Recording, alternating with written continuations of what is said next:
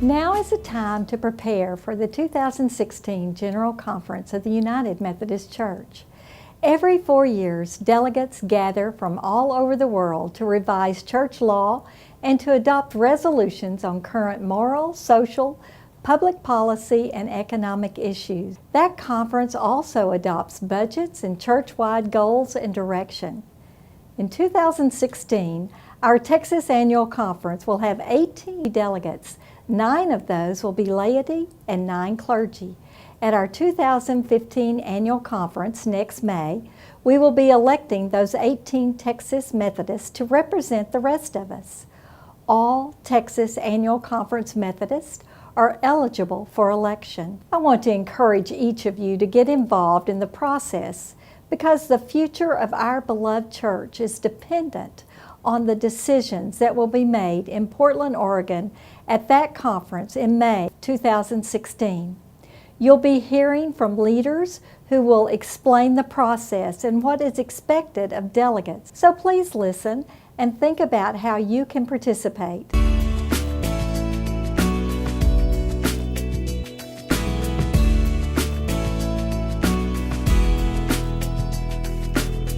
Being honored to be a delegate to General Conference and Jurisdictional Conference is an experience of a lifetime. You will be with some of the finest leaders of the denomination that you will have ever met. They will be represented annual conferences and central conferences from all over the world. So it is an experience that you will never forget. You will be a part of the delegations that determine in part the future of the denomination, the actual rules and structure of the denomination, and the budget that is approved for the next quadrennium. So you're part of a very important process, and you're with some outstanding Christians, and you will never forget it. However, it takes quite a bit of time. It requires dedication. There's some calendar time you will invest. There's a lot of hard work. You will gather together with your fellow delegates and become a family. You will gel because you will be spending time, and all of that time is really dedicated for the future of the church. So you're all on the same page in terms of why you're doing this. You will have meetings. They will start probably with an organizational meeting after annual conference, right after the elections. You may well have a meeting to consider submitting resolutions as a delegation or as a delegation to General Conference. Those are required to be submitted by August of 2015, so you don't have much time between Annual Conference and the deadline for submitting resolutions to General Conference 2016. You'll probably have a delegation meeting in the fall of 2015. And starting around January of 2016, there are several tasks that will be before the delegation.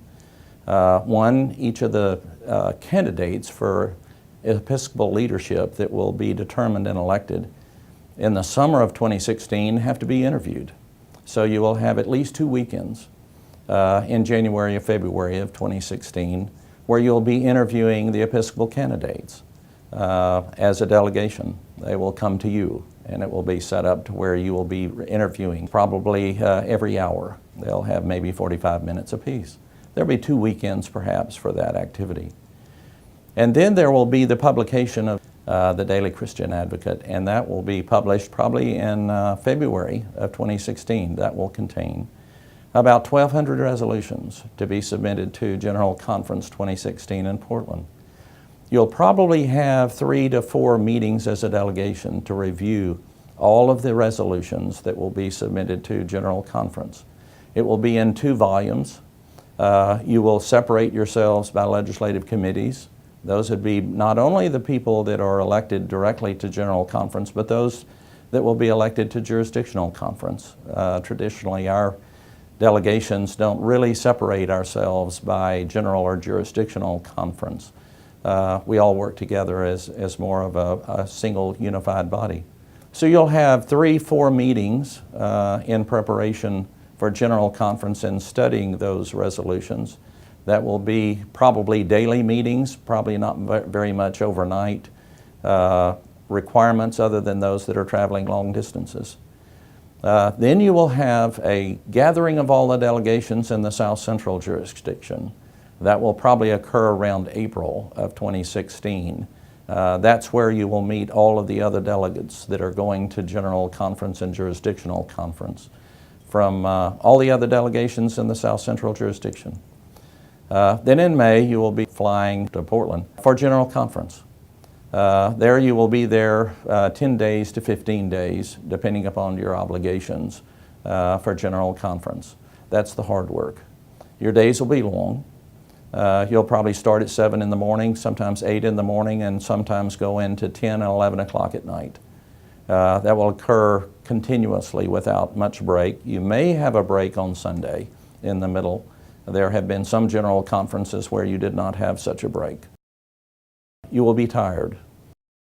Energy is going to be valuable for you. You won't have much time to eat. You'll be studying and trying to keep up with the resolutions as they're amended and then debated, both in legislative committees and in the plenary. That will take all the way through Friday of the second week, and then on Saturday you pack up and then you go home. You won't be home long before you go to annual conference. That will be the typical annual conference, and the duties and responsibilities will not be any different there. But then in the summer of 2016, you have to go to jurisdictional conference. That will be 2 to 3 days, depending upon your assignments in committees. And there you will be electing the Episcopal leaders that will serve as bishops in the jurisdictional conference. Then after the end of jurisdictional conference, you're done, with the exception that during the next 3.5 years, you may be called as a delegation to consider various things, matters about the annual conference. Those will be few and far between. Some quadrennia that you will not be called, but you have to stand ready to answer questions as a delegation that may come before the annual conference. There's a lot of time commitment. It's important that you make all of the meetings because you're developing a unit, a family of your delegation.